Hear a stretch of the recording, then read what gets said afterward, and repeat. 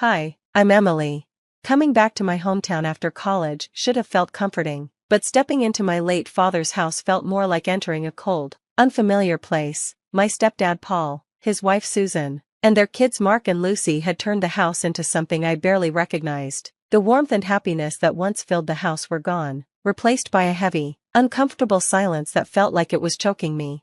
"Make sure you clean up after yourself. We don't need more mess around here," Susan said sharply as I pulled my suitcase toward my old room. Lucy stared at me like I was some unwanted guest, whispering just loud enough for me to hear. "Why is she even back? Didn't she get the message to stay away?" Mark didn't even bother pretending to be nice, sneering as he walked past me. "Guess college didn't work out, huh? Came crawling back?" It hurt. These were supposed to be the people who were my family. My dad had married Susan after my mom died when I was just a child. He always hoped Susan and I would get along, and that her kids would be like siblings to me, but after he died suddenly last year, any sense of family disappeared with him. I mostly kept to myself, spending time in my room or hanging out with friends, but the more I tried to avoid problems, the more they pushed me out. They moved my things from shared spaces, threw away my food by accident, and made sure I felt like a stranger in my own home. One evening, when I came back from a walk, I overheard Paul and Susan talking in the kitchen. They didn't notice me standing just outside the doorway. "She has no clue about the will," Paul said. "As far as anyone's concerned, everything went to you and me." Susan's voice was cold and calm as she replied, "Let's keep it that way. The less she knows, the better. We can't afford any trouble."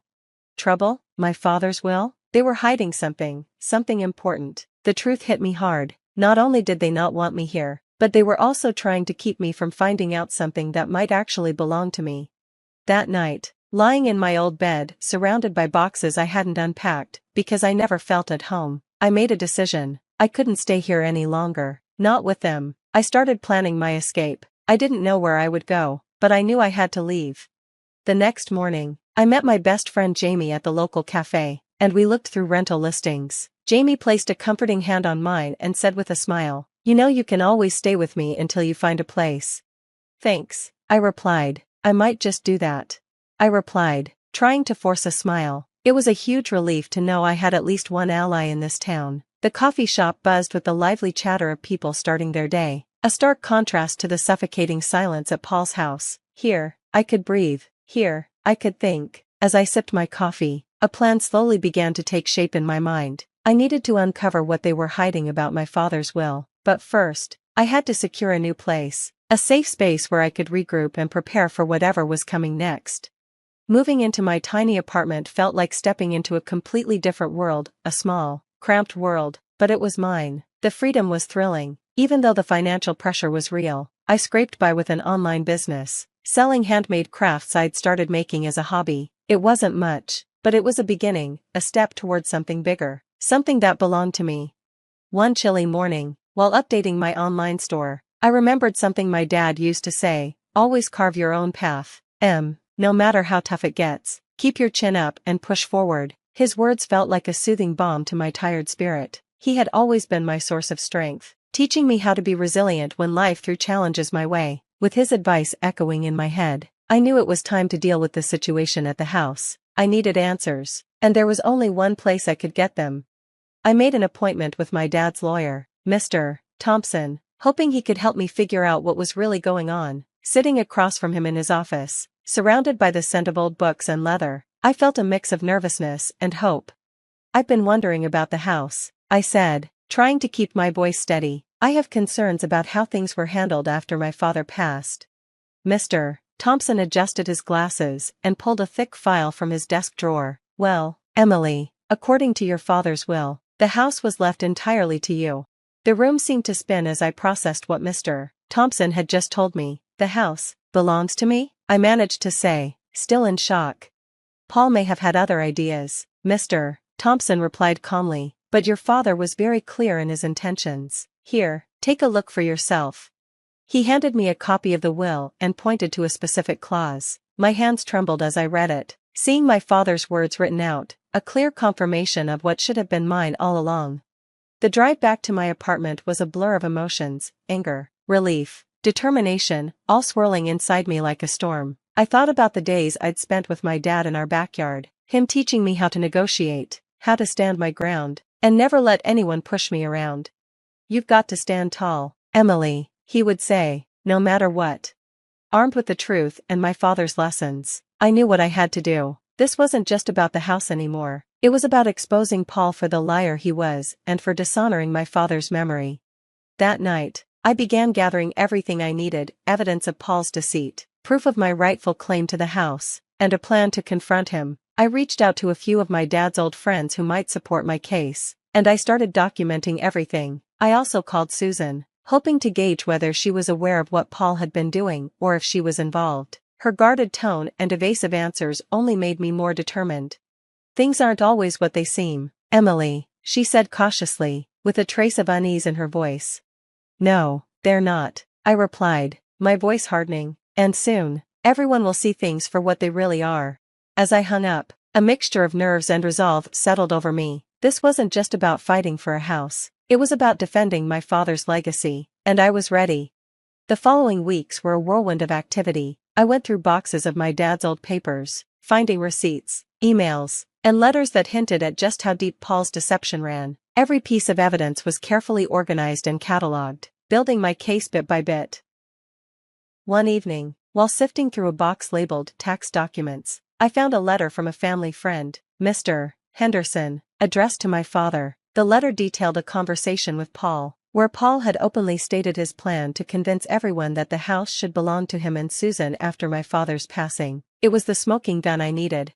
The next day, I met with Mr. Henderson, who was more than willing to provide a sworn statement recounting his conversation with Paul. Armed with this new evidence, I called my cousin Alex, who specialized in real estate law. We met at a small cafe downtown, where I laid out everything I had uncovered.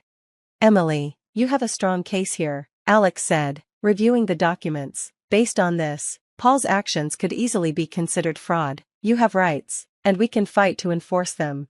With Alex's help, we drafted a formal letter to Paul, asserting my legal claim to the house and warning him of the consequences if he continued with his dishonest tactics. It felt incredibly empowering to finally take decisive action, knowing I was on solid ground. But the real turning point came when I decided to confront Susan directly. If she truly didn't know the full extent of Paul's schemes, she deserved to. One afternoon, I invited her to meet for coffee, hoping that in a neutral space, we could talk openly. Susan, I found something troubling in my father's documents, I began, carefully watching her reaction. There are inconsistencies in what Paul has told us about the house. According to my father's will, the house was left to me, not to Paul. I have the documents to prove it. Susan's face turned pale, her eyes flickering with a mix of surprise and confusion. I had no idea, she stammered. Paul told me the house was left to both of us, to secure our future. I understand this is hard to hear, and I'm not trying to start a conflict, I said, keeping my tone calm but firm, but you deserve to know the truth. I think Paul has misled both of us. Susan was silent for a moment, then slowly nodded. I need to think about this, Emily. If what you're saying is true, I need to reassess a lot of things.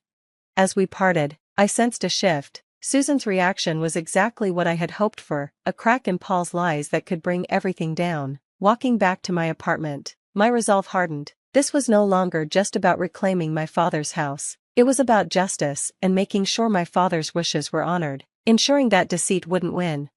The day of the confrontation felt like the climax of a storm that had been brewing for months. I had everything prepared, the evidence neatly organized in a folder, testimonies from key people, and most importantly, the support of my friends and family. I invited Paul, Susan, and their kids over under the pretense of discussing family matters. As they settled into the living room, the tension was thick. I began, "Thank you all for coming. There's something important we need to talk about regarding my father's house and his will." Paul scoffed, his arrogance clear. "Here we go again, Emily. What now? More accusations?" I didn't flinch. "Not accusations, Paul, facts." I laid out the documents on the coffee table: my father's will, the letter from Mr. Henderson, and legal assessments. According to these documents, confirmed by multiple legal advisors, this house was left to me, not to you. Paul, you've been lying to everyone. Susan's eyes darted between the papers and Paul. "Is this true? Paul, did you lie about the will?" Paul's calm exterior cracked, his voice rising in desperation. "It's not like that, Susan. I did it for us. For our future. But Susan wasn't buying Paul's excuses. Her expression hardened as she fully turned to face him, her decision clear in her eyes. Lying about this? What else have you lied about, Paul? I can't do this anymore. She stood up, taking Mark and Lucy by the hands. We're leaving. I need to think about what's best for the kids and me. As they walked out, leaving Paul to deal with the mess he'd created, I felt a wave of mixed emotions. There was a sense of vindication for myself, but also sorrow for Susan and the children. In the weeks that followed, word of Paul's deceit spread quickly throughout the community. He didn't just lose his family, his reputation, once built on the image of a respectable family man, was in ruins. Socially ostracized and isolated, he faced the consequences of his actions. Meanwhile, I moved back into the house, the one that had silently witnessed so much of my life. As I unpacked, I came across a box of old letters and photos, memories of my father. Each one reminded me of his love and presence. It was in this home, filled with echoes of the past, that I truly realized what I had reclaimed. I didn't just make the house my home, I turned it into a space for community and healing. The business I'd started out of necessity grew and flourished, and I began hosting workshops to help others who were fighting their own battles against deceit and manipulation. Standing in the newly renovated living room, now alive with laughter and conversation from a local support group meeting, I felt a deep connection to my father's legacy. This house, once a place of conflict, was now a sanctuary, a place of healing and strength. This victory wasn't just about winning back a house or defeating a deceitful stepfather. It was about reclaiming my life, honoring my father's memory, and building a future on the values of integrity and resilience he had instilled in me. And that brings us to the end of the story. Now, I have a question for you. If you were in Susan's position, would you have made the same choice to leave Paul after discovering the truth? Or would you have tried to find another solution? What would you do differently, and why?